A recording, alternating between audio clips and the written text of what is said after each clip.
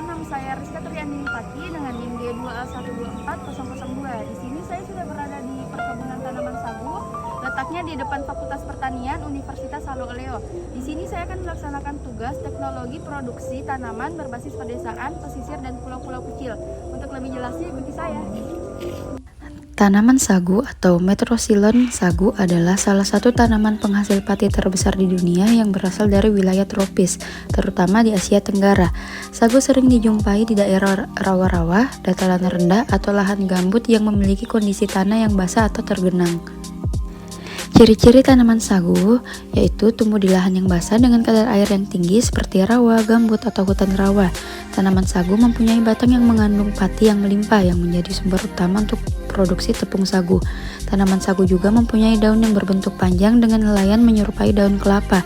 Akar tanaman sagu ini berfungsi menyerap air dari tanah basah. Pertumbuhan tanaman sagu mencapai tinggi hingga 10-15 meter dengan diameter batang besar. Manfaat sagu selain sebagai sumber pangan juga sebagai bahan industri yang digunakan dalam industri makanan, farmasi, dan tekstil. Manfaat sagu juga ini sebagai pengelolaan lahan basah, yaitu dengan cara membantu konservasi lahan rawa dan gambut. Keunggulan tanaman sagu yang pertama yaitu tahan terhadap kondisi ekstrim, produktivitas tinggi, dan ramah lingkungan, di mana tanaman sagu ini tidak memerlukan pupuk atau pestisida berlebih untuk dapat tumbuh. Tanaman sagu tumbuh secara alami di habitat seperti rawa gambut, hutan rawa air tawar, atau dataran rendah dengan kondisi tanah yang tergenang.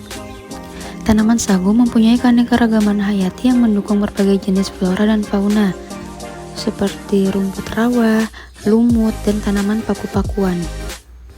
Selain itu, ditemukan juga hewan kecil seperti keong yang tergenang di sekitar air tanaman sagu yang berada di depan Fakultas Pertanian Universitas Haloleo.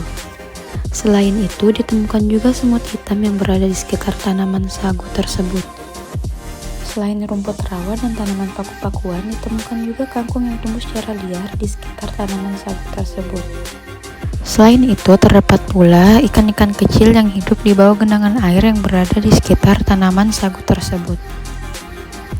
Peran ekosistem sagu bagi komunitas lokal, khususnya bagi masyarakat di wilayah Indonesia Timur seperti Papua, Maluku, dan Sulawesi, hutan sagu memiliki nilai ekologis, ekonomi, dan budaya yang tinggi.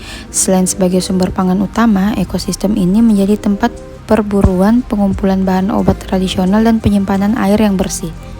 Sekian video tugas saya. Wabillahi taufiq wal hidayah. Wassalamualaikum warahmatullahi wabarakatuh. Terima kasih.